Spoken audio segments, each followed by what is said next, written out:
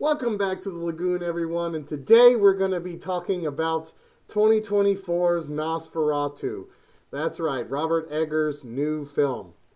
Now, just to give you kind of a full disclosure now, I am basically an Eggers stan, so I don't think that this guy has made a bad movie whatsoever. Yeah, you could still say, well, he maybe should have done this or that in some of his movies. You can always have those opinions or maybe ponder what if he shot things this way instead of that way. But ultimately, at the end of the day, I know many think that his films will stand the test of time.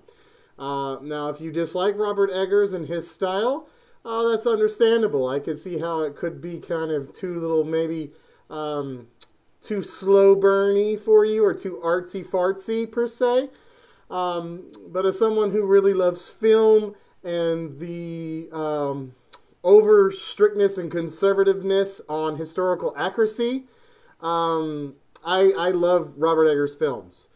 I think the man is single-handedly bringing back gothic horror, where Universal Studios, partnering with Blumhouse, has been doing everything in their power to bring back gothic horror and are failing miserably.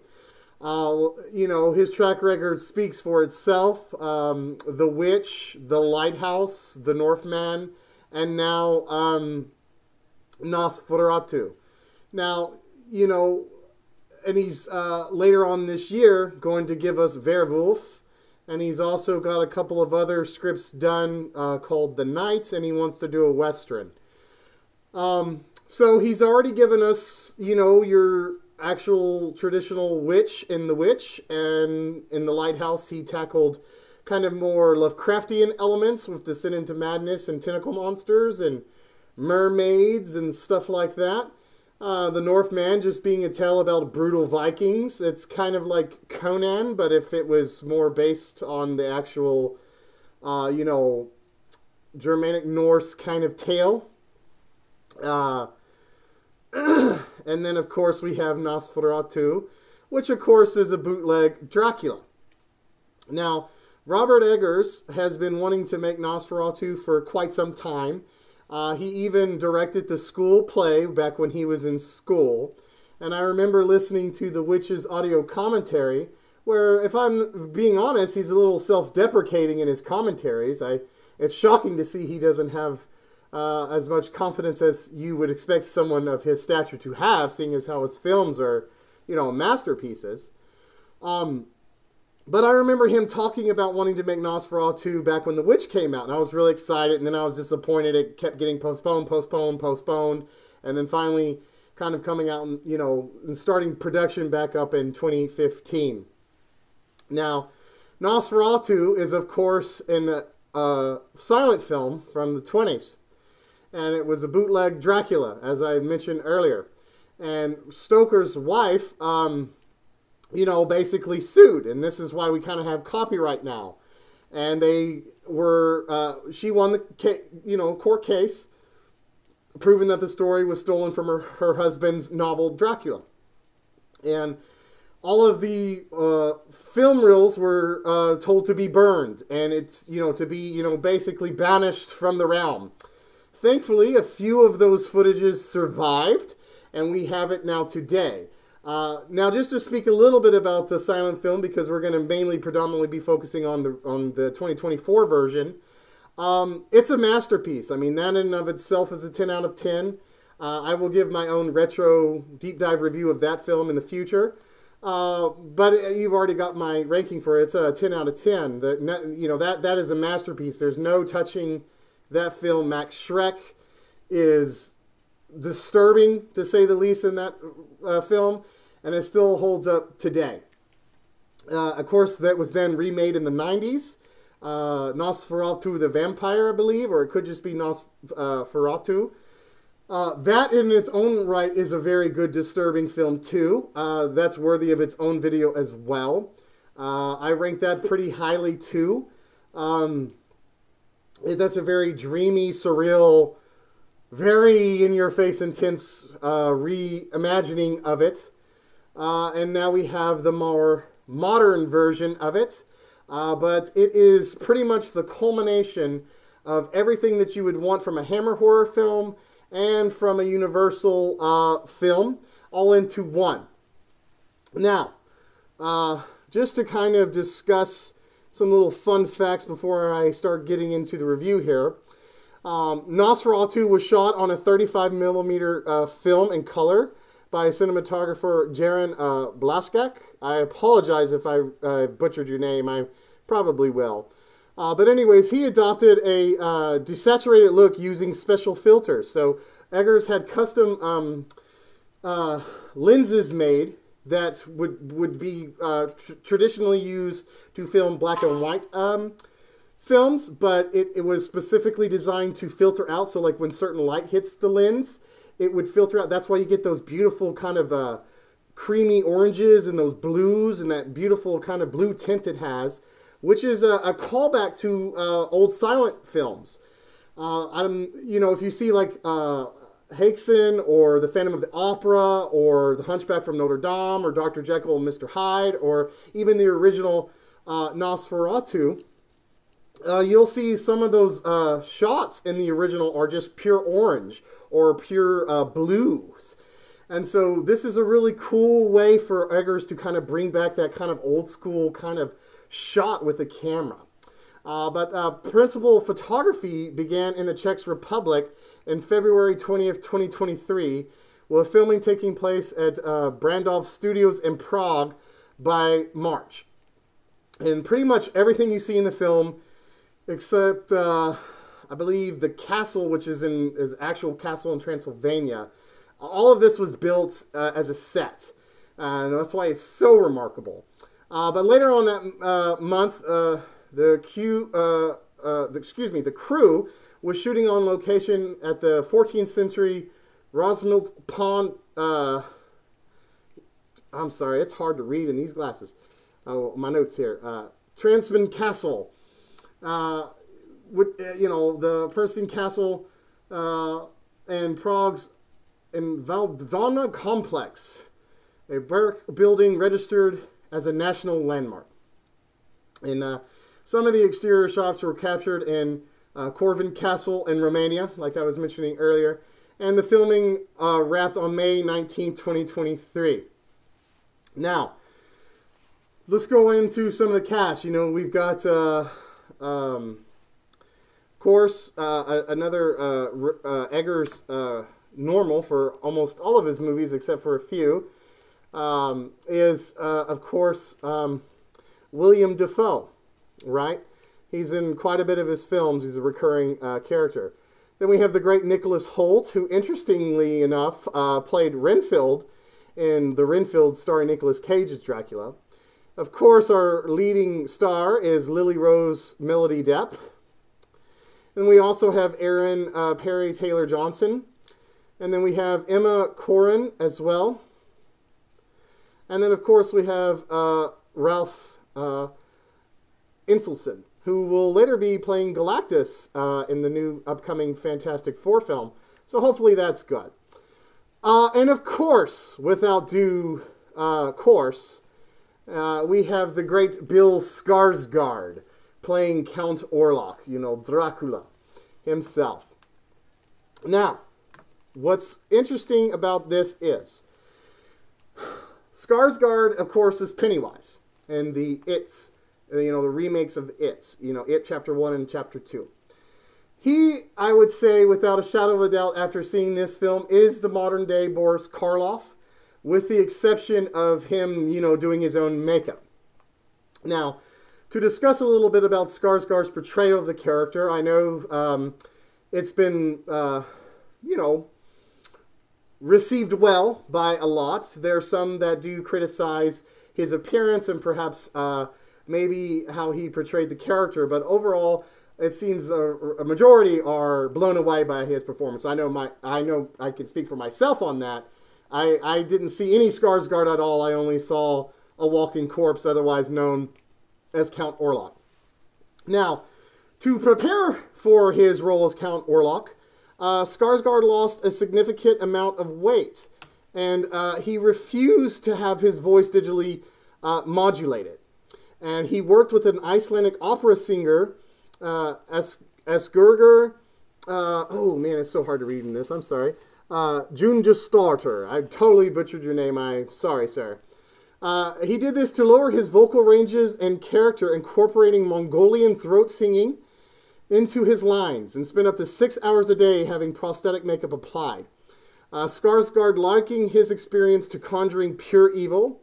Nicholas Hoult said he felt real fear when wolves on the set had to be restrained before filming chase scenes with him. And the film makes use of several custom-made props, some of which were kept by the actors after filming. Robert Eggers himself gifted Lily Depp the prop of Ellen's locket, and Nicholas Hoult kept and framed Count Orlov's prosthetic penis worn by Skarsgård in the film.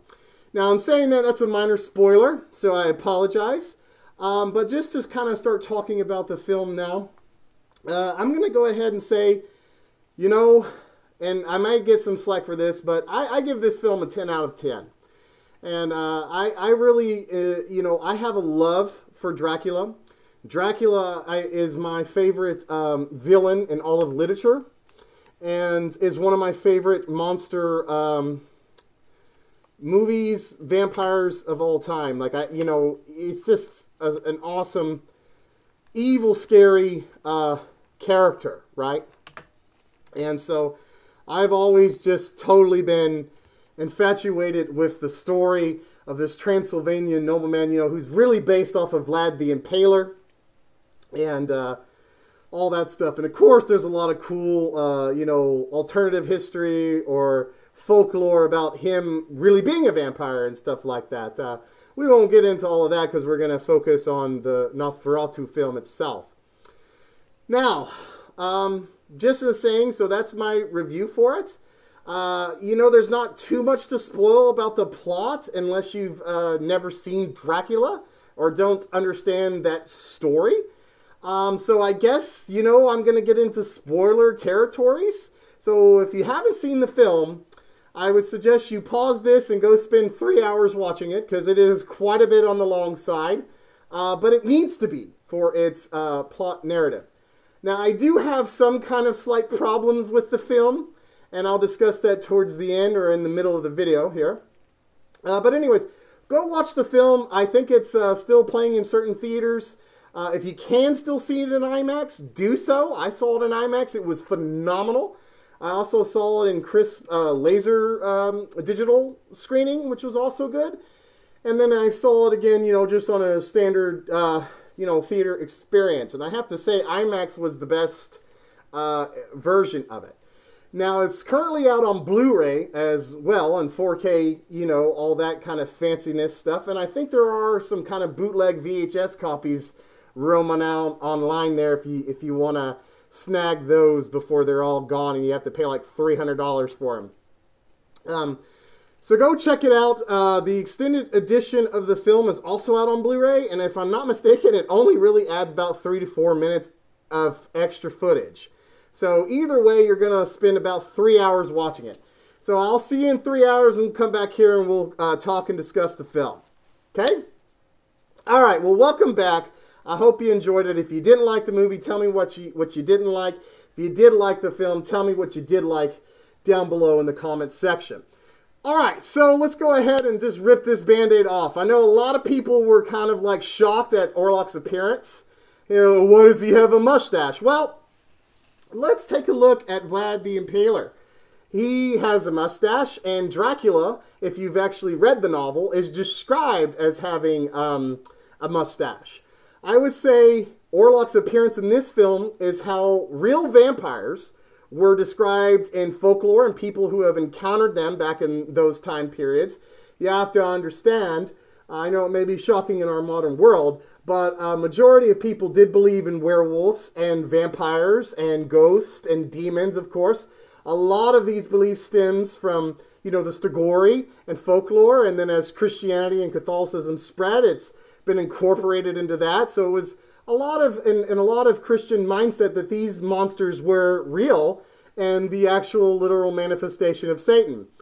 And so that's kind of what we see in this. We see, a Transylvanian nobleman who clearly was a black magician, clearly practiced black magic and perhaps worshipped the devil and was cursed. There's even the line with the nuns telling Nicholas Holt's character that, he was such a blasphemer that Satan raised him from the dead for him to be in eternal courts to blaspheme God himself, So we're really bringing back vampires, like real vampires, not like Edward Cullen, who, just sparkles in the sunlight and he's like, I watch you while you sleep, and this is the body that gets you killed. We're going back to real vampires where they're grotesque monsters. They're disgusting. They're walking corpses. And since we're talking about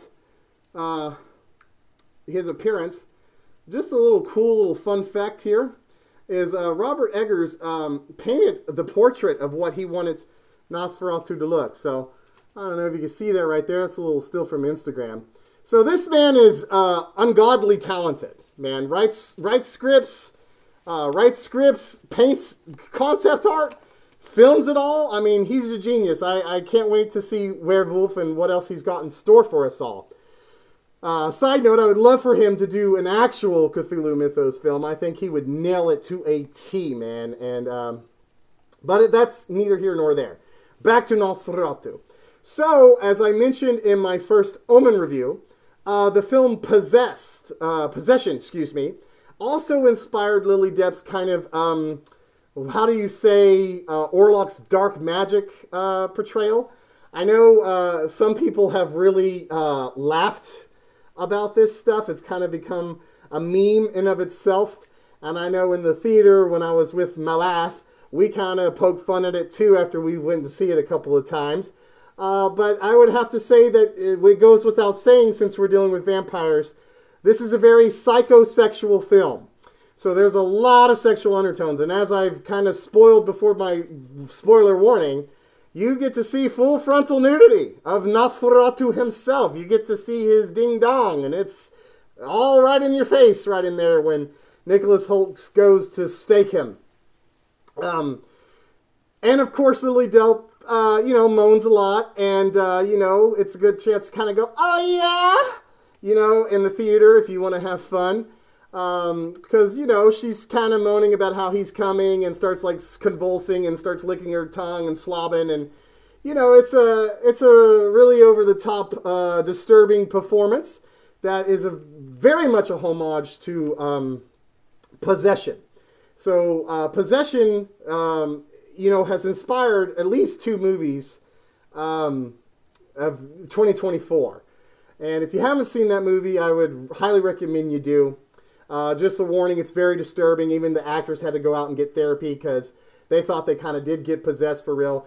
I'll go into that when we do our retro deep dive of that review. So back to Nosferatu. So the film basically starts off with Ellen, who's, your typical goth girl, I guess you would say. This film is a very gothic horror masterpiece. The costumes speak for itself. In fact, this film is up for 4 Academy Awards. And honestly, I hope it wins all of them. Because it deserves to. The sets are beautiful. The costumes are beautiful. The acting is phenomenal. I know some people have problems with Aaron Taylor's role, but I really thought he was phenomenal in it. So it's kind of a shame that some of them are not up for Best Actor or Best Supporting Actor. But, the Academy's never really taken horror seriously. Although we do have quite a bit of horror movies that are up for Academy Awards, like The Substance, Alien Romulus, and of course Nosferatu. So I'm hoping a lot of those horror films will take the role and win in the Academy Awards.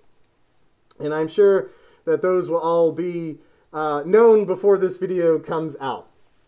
So anyways, the costumes are great. It starts off with Ellen basically invoking any kind of entity to come into her life because she's lonely, right? And it's really done how it would have been said in that time period, from the celestial spheres. This was when, mysticism was spreading, alchemy and all that kind of stuff, the Kabbalah. and all that kind of esoteric, mystical, magical practicing, as we're also moving into kind of more the Enlightenment period, where we're kind of leaning more into science, and this is all superstitious nonsense, because we're a civilized world now, and it's all about science and evolution. So she's basically blowing herself out into the ether, right, of any entity to come, and of course what comes is Count Orlok, this satanic demonic vampire, and she goes outside and she's like going to do it, and then all of a sudden she starts like, kind of moaning and stuff, and then it has, I think, the best jump scare that I saw last year, where we see Count Orlok in all of his glory just choking her and on top of her, and he is grotesque looking. It's disgusting. It made me jump in the theater because I was totally not expecting it. And to be fair, jump scares kind of typically get me. So if they don't get you, maybe it didn't shock you, but it shocked me, and I was like, kind of like, oh, wow, okay, it's starting off with the bang. Then it's clear that this is possessing her. Like this is some kind of demonic entity possessing her. She starts shaking, and then we get the title credits of Nosferatu. And then it kind of pretty much starts with how the silent film did. Her husband is trying to become a real estate agent. He's late to work. They've just gotten married. They have this nice house full of cats, and they have close friends, and his friends is a prestigious man in town, and he's it's just cool to see how they were in separate beds too, because that was like the time period. Like everything is historically accurate in this film. So if you really wanted to know what it was like to live back then, just watch this film. Everything looks and how they speak and how they talk and the way they thought, all of it's cool. And it's cool to see such historical accuracy in kind of a horror fantasy film. You know what I mean? Because like if you were to remove the vampire, this would just be like a historical love story in a weird way. But it's not. It's awesome. It's horror and fantasy. You got the vampire. And, it's pretty much straightforward Dracula, right? He goes and he's like, oh, well, this guy wants to buy this property. He'll make it worth your while. You got to go to him because he can't come to you. And, of course, this is kind of like the, Renfield character. So they're sending Jonathan to go do all that. Who is the guy? Hang on one sec. Yeah, let me pull this up here. Ah, yeah, Simon McBurney is the Renfield-esque guy. But he plays, of course, Knock, as he's called in this. So, Ellen and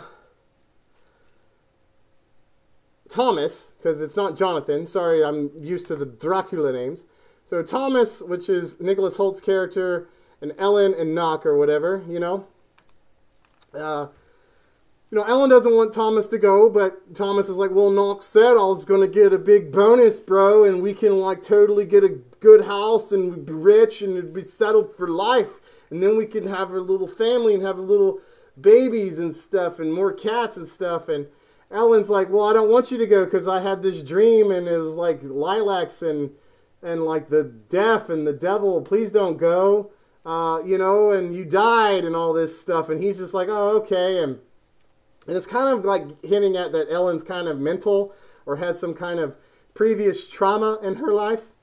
And so she's a little, hesitant for him to go. And so he does go, but of course she gives him this little lock and cuts off her hair and stuff, and it smells like lilacs. And he puts it on his little pouch, and he's dressed just like how he is in the original silent film, which is so cool to see. And there's so much love for the original and gothic horror in this film that it just deserves to be praised in that regard. So basically he's going and he's heading off to the Carpathian Mountains, right? He's heading to Romania to go to Transylvania, essentially. And on his way there, he finally, there's like this shot where he comes out, and it mirrors the painting of the Wanderer. And which was painted by Caspar David Friedrich. The Wanderer, the Wanderer Above the Sea of Fog is its official title, but most people just call it the Wanderer. So it kind of mirrors that painting. And there's a couple of times where this film is just like a moving painting. Like every single shot in this film is beautiful. I don't care what anybody says. If you disagree with me, you're wrong. I'm sorry to bring it to you. This is a gorgeous film. It's perfectly shot. It's just phenomenal. So if you're in the lighting too, just every aspect of this film is perfection. So anyways, after we see this kind of shot of that, he goes inside the village, right? And we see like a group of gathering gypsies and stuff, and they're all like partying and rocking out, and all these kind of kids are wandering around them, and it's really kind of a fun little like just little moment in the film. And if I'm not mistaken here, I'm trying to see here. Ooh, it is so hard to see my notes in this.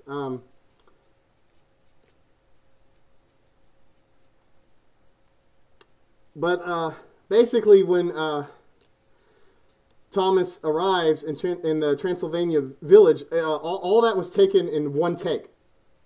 And the sequence is made up of non-professional Romanian actors, musicians, and dancers, and it features an appearance by Czech musician and actor Jordan Hage. Roughly 30 takes were filmed of what Eggers said was all a very carefully choreographed and rehearsed ahead of time in a warehouse in Prague. The village set was built outside of Prague and was based on the crew's studies of vernacular architecture museums in Romania and Transylvania. And what's really cool about this part of the film is that when he's, practically begging to stay, and he mentions that he needs to go to the castle, and of course, just like in the original Dracula, and every, even in the novel, they're like, you can't go there, whatever, and they're trying to give him, crosses and crucifixes and stuff like that. And the gypsies get freaked out. Then he appears to be going to bed, and then it's like he's waking up from his sleep, and he sees this what is actually a real authentic vampire banishing ritual from folklore, and he shows it. It's so cool. It's like a naked virgin woman on a horse is being brought, and they're doing kinds of prayers and exorcism type prayers, and Nicholas Hoult gets up, his character Jonathan, runs out there, and he's following him. He's like, what are y'all doing? Like, what's going on? This is weird. And they open up a crypt, and it's like this ghoulish kind of vampire looking guy. And Jonathan's like, no, don't. And he stakes him, he's like the gypsy vampire, and he stakes him. And all this blood comes out. And it's really shocking. And then all of a sudden, Nicholas Holt's character wakes up in fear, and he's like, oh, thank God it's a dream. But his shoes are muddy. So it's like it was real or it wasn't. So that's a really cool way to kind of sneak that in. And then, of course, he's heading off to the castle, and there's this awesome shot where he comes to the crossroads, and, you go to the crossroads right at night at midnight, the witching hour, the devil will come, and here comes the carriage, and it, creepily, lifts him in supernaturally, and takes him off, and the wolves follow, and you see this awesome wide shot that's so Hammer horror and Universal horror-esque of Dracula. It's just perfection. Like I said, it's like a classic painting come to life on screen. Then he finally gets there, and we're introduced to the Count, and he's dressed authentically how an actual Transylvanian nobleman would, with his robes and his hat, and it is more or less the most historically accurate depiction of what someone of this time period would have looked like.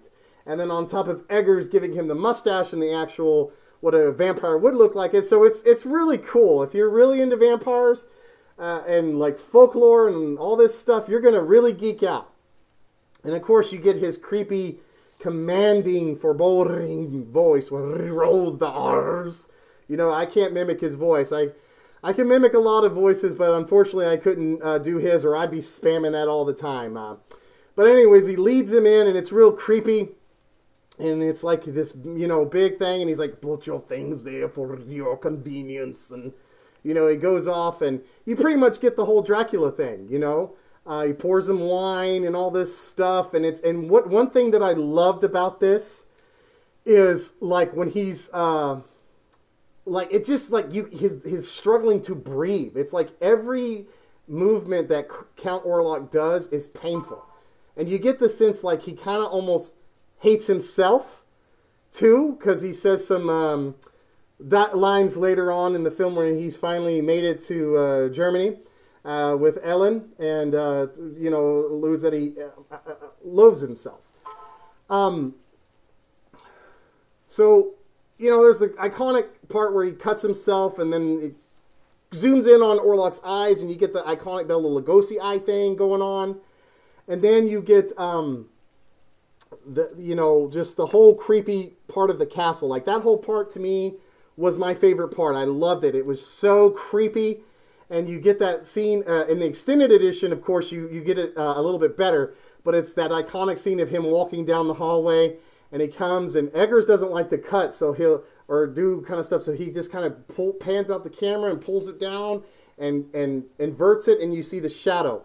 And the shadows, man, they really make the Nosferatu shadow or Orlok shadow so creepy. And it's almost as if the castle itself is alive. Like, you hear his breathings echoing off the wall. You hear the bats. You hear the howlings, stuff like that. Now, if you have been lucky to see the extended version of the film, he gets this cool little part where he's talking about, like black magic and the occult and stuff like that. And it's that's really kind of a cool part. I was kind of disappointed that wasn't in the theatrical cut, but I guess, they had to cut something. And so that's what they chose to do. But anyways, you finally get that scene where he's confronting Orlok because he's like, this guy's a vampire. He's a Nosferatu. And he tries to go in and stake him, right? But when he does, he stands up. It's that iconic scene where he comes out of the coffin. Well, in this one, he stands up and he's like, check it out, bro. You get to see all 3 of my legs, playa. What's going on? Hey, my eyes are up here, Thomas. Or, whatever, Jonathan, whatever your name is. And, man, that part, it shocks a lot of people because you're not expecting to see him all, dicks out for Harambe kind of thing. Then eventually, you get the creepy thing, which a lot of people, and this is what separates real vampires from the Hollywood vampires, is that vampires bite you on where your heart is, like in folklore. They don't bite you on the neck. That's kind of been popularized in Dracula and, and kind of pulp culture. But in folklore and, creepy stuff and certain priest diaries and stuff like that if you really dig deep in history and find, yeah, the vampires bite you on your heart. And so it's cool that Eggers did so much research to do that. Because, you could just do the neck thing and everybody be like, cool. But it's cool to see him do that where the heart is.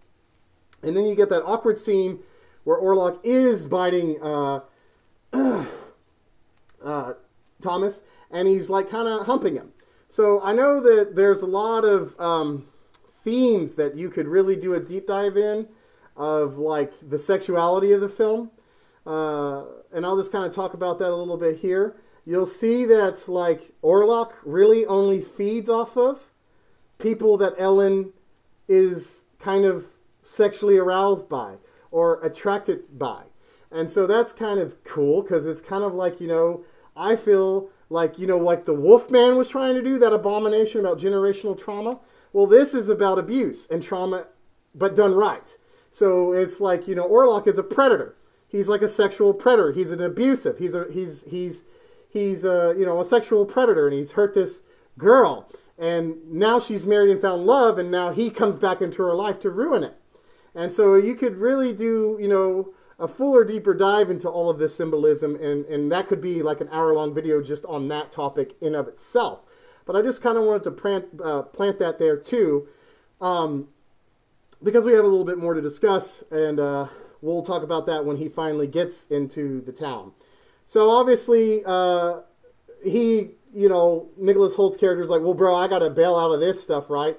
And he signed, obviously he's previously signed the contract. He's taken the little pocket of Ellen's thing and smells the lilacs, and he's already going across the sea to go meet his girl, Mr. Steal Your Girl on the way. And he stage dives out of the castle, and what's really cool to see, the nuns get him, and because I love that part in the novel. And the nuns get him, and he has this awesome shot where it's like a painting of a cherub, of all this ancient Orthodox, all this, Catholic art, and it's like a painting, and then it zooms in, and they do an exorcism over him, and it's so awesome. And that's where you get kind of the tidbit where I was talking about earlier, where they're like, he's a blasphemer, a Satanist, a black magic, and the devil gave him powers and stuff. And they're like, you shouldn't leave. He's like, I gotta go get my wife. And so he leaves to go get his wife. And then it cuts to Ellen freaking out, and she's staying with Taylor's character. And Taylor's character is kind of like a pimp, He's a ladies' man. He kisses his wife in public, which was a no-no back then. He don't care because he's ready to, make some more babies, if you know what I mean. And so it's just a really kind of charming character that Taylor plays, I feel. I know a lot of people hated his performance. I see that online. I don't really agree with that. I thought he was great. In fact, it was refreshing to see a traditional family where the man really loves his wife. And yes, he even loved her after she was dead, if you know what I mean. Which is a little disturbing, but I feel like that's the tragicness of this story. It's like, if you're a victim, you feel like everything's your fault anyways, and so Orlok is symbolic for her trauma, and when he finally comes to shore, he starts, he brings the rats with him, and the plague, and it starts killing everyone, so Ellen thinks this is all her fault and everything, when in reality it's just this evil bastard's fault. So that's what I was saying. It's got a lot of cool undertones there. And so we get to that ship scene, right? And, I was a little disappointed because we didn't get that iconic shot of him walking past. Maybe that's in the extended cut. I haven't seen it yet, but I don't think so. But you do get that really creepy Dracula look where he comes out of the shadow and he's got the blood and he's like hiding in the shadows. And it's just it's still awesome. Don't get me wrong.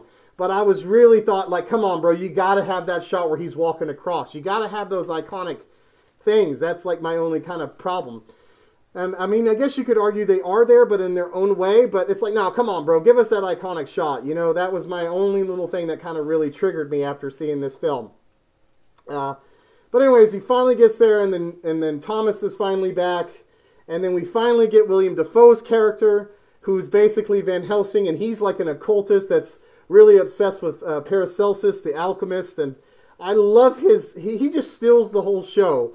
And William Dafoe pretty much always does that in any film he's in, like American Psycho, and of course, The Lighthouse. He should have won an Academy Award for that, but that's neither here nor there.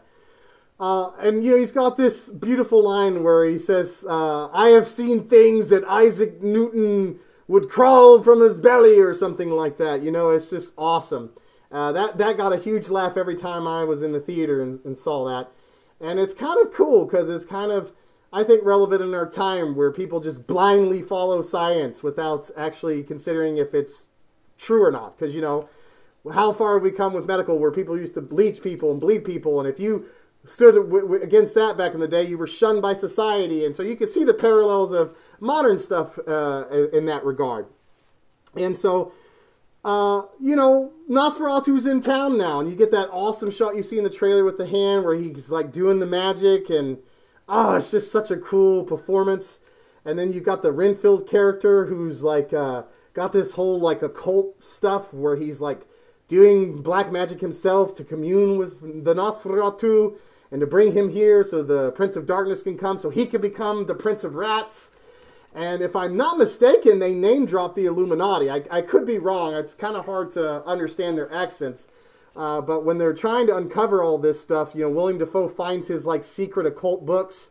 And if I'm not mistaken, he mentions something like the Illuminati or some kind of secret society thing. So that's kind of really cool to see that in this too. And basically William Dafoe shows up and he's like, this woman isn't sick or crazy. She's possessed by the devil, And it's just a really cool scene where he invokes kind of like the more mystical, magical practices, where the idea is like you invoke a higher spirit to combat the other spirit that you're dealing with. I know some people have, well, why wasn't it just Jesus and stuff like that? Well, in the novel of Nosferatu, or excuse me, Dracula, yeah, Van Helsing is Catholic, but in this, it fits because it's like its own thing, and he's more of a mystical, ceremonial magician kind of thing. So it fits the story better in my opinion. And they still show, Catholicism. They still show Christianity, like they're wearing the crucifixes, and it does repel the Nosferatu away from him. Like I was saying earlier, like the people who wear the cross, he doesn't have anything to do with, but the people that Ellen is kind of attracted to, he goes and feeds off of.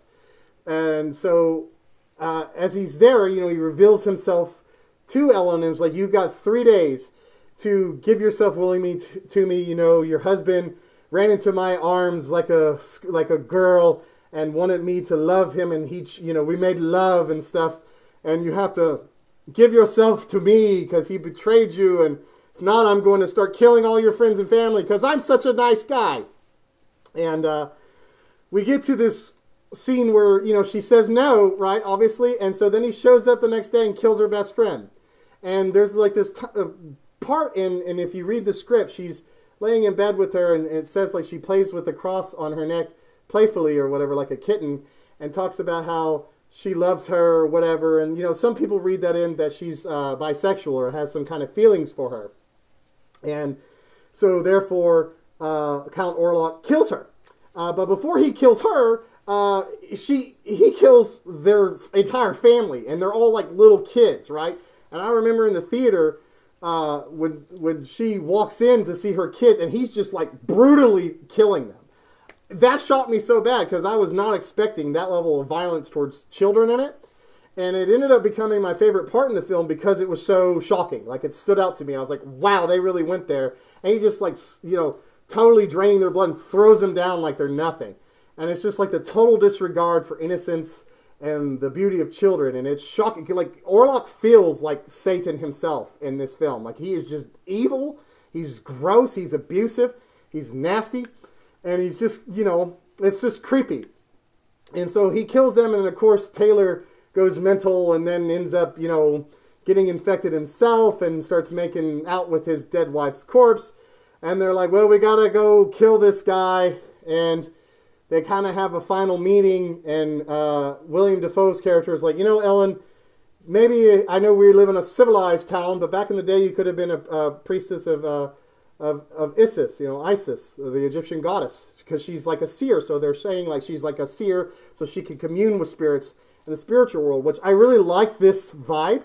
And it made me go, Robert Eggers, please, after you do the werewolf, you can do your night movie. That's awesome. But please give us a mummy movie.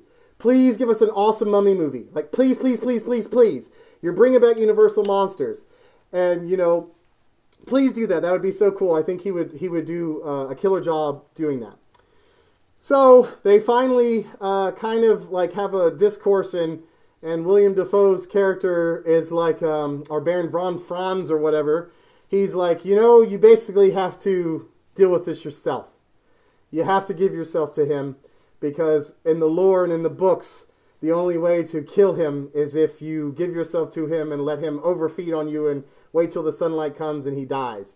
Of course, he hides this to her husband, and they go off to, burn his grave, and of course they find, the Renfield character, and he's like, I'm supposed to be the Prince of Rat, and they kill him, they stake him, it's really gruesome and gory, and then that's when Jonathan's like, oh, you tricked me, you do this on purpose, and then William Dafoe totally goes mental, starts laughing, catches everything on fire, it's all burning, and he's like giggling, and he's like, yes, or whatever.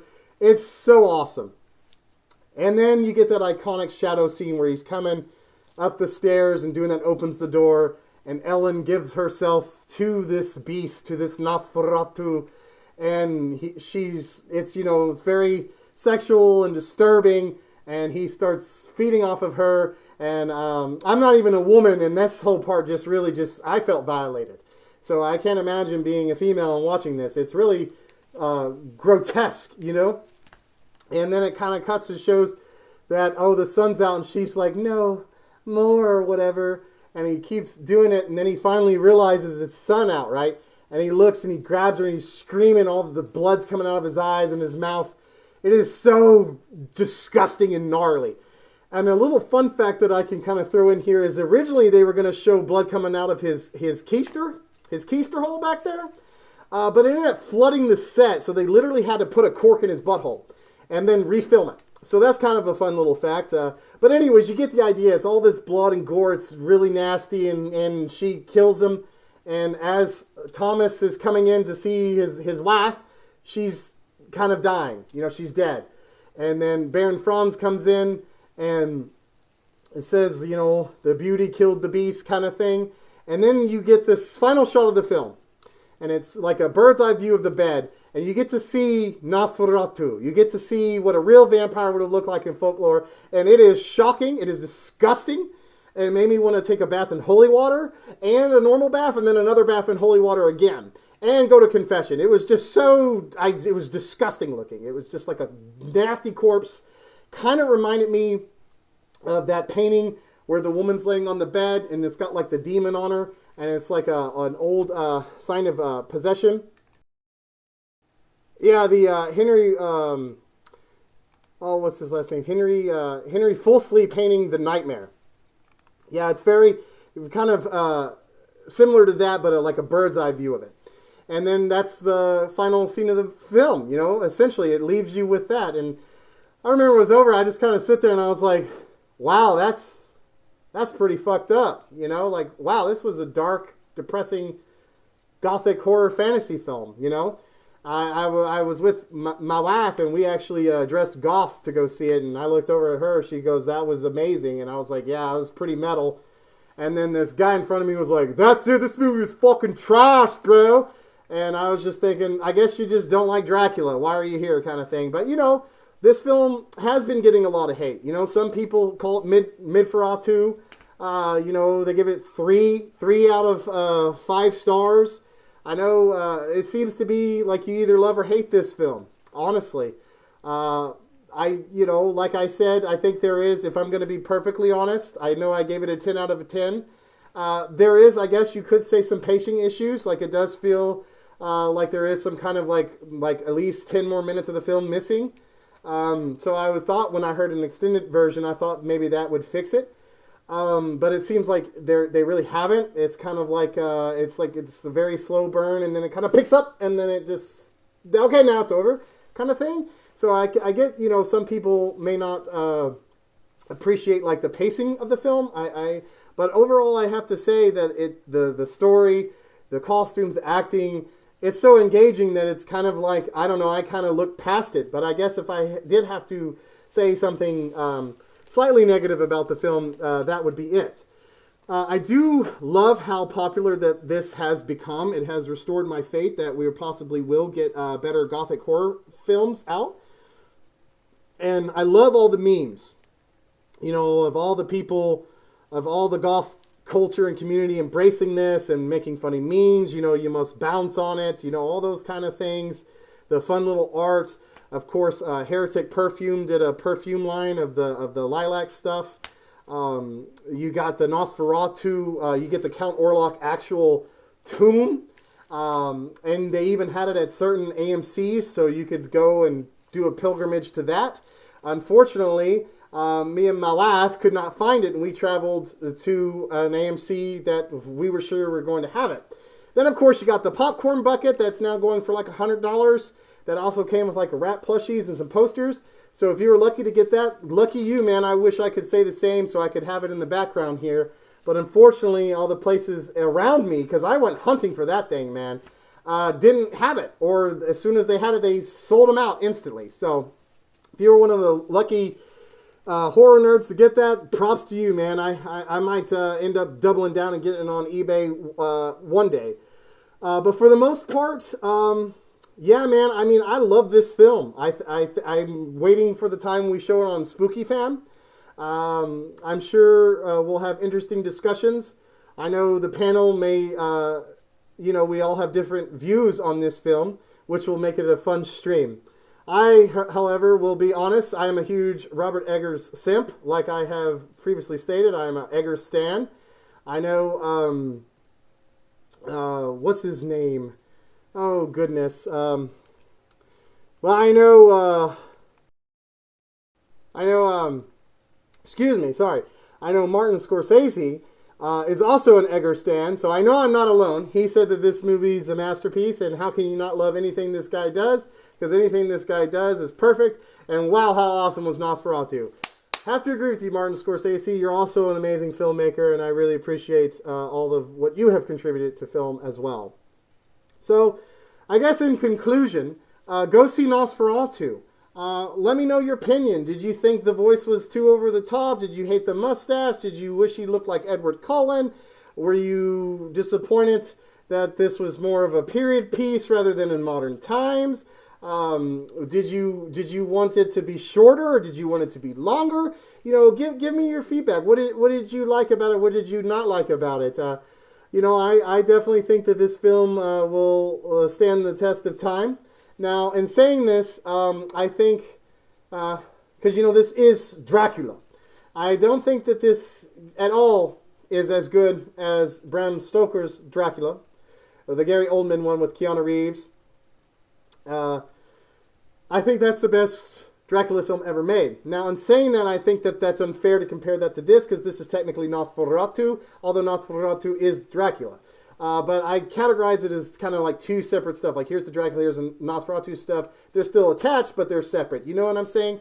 So as far as comparing this to the other Nosferatu, I would say you have the classic Nosferatu here, the black and white. Then you have Eggers, and then you have the 90s one. That's the way I would place them. And I very much, I think all the Nosferatu films are good. Honestly, I think you should watch them all. As far as like as solidified, I think you would have the 90s Dracula, Stoker's, you know, the original, of course, because you wouldn't have the original without it. Then you got the Hammer, and then, you know, maybe the original Nosferatu, then this one. That would be kind of my scale, although that will probably change in the future based upon how I'm feeling, because I just have such a passion for Dracula and vampire films anyways. But I'm so happy that vampires are back, and I mean like real vampires. Like, I'm hoping that this will re-trigger a whole wave of actual authentic vampire stories. I know that we have Abigail, which I will do a film review of that in the not too distant future. That's also a great vampire film. That's more traditional vampire, so definitely check that one out too. But I really hope you enjoyed Nosferatu. I hope you didn't think it was a waste of time, because it is a bit on the long side. So make sure you got plenty of snacks and drinks to get you through it. And I hope it creeps you out. I hope it disturbs you. And I will also probably in the future do a supreme deep dive into this film and all of its symbolisms and stuff. We touched a little bit on it, and I would like to really go super in-depth into that with this film. But for the most part, Spooky Fam, that's all I have for you on this. I know this is a bit of a long one, but I love this film, and I think it deserves close to an hour to discuss it, because, like I said, it's like a 3-hour film.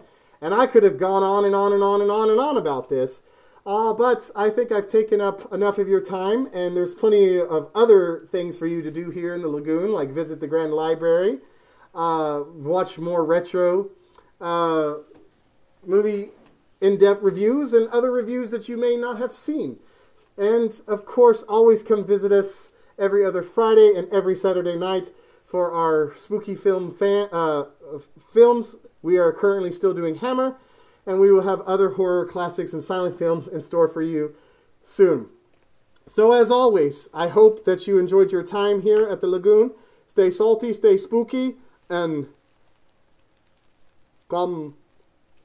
Yeah.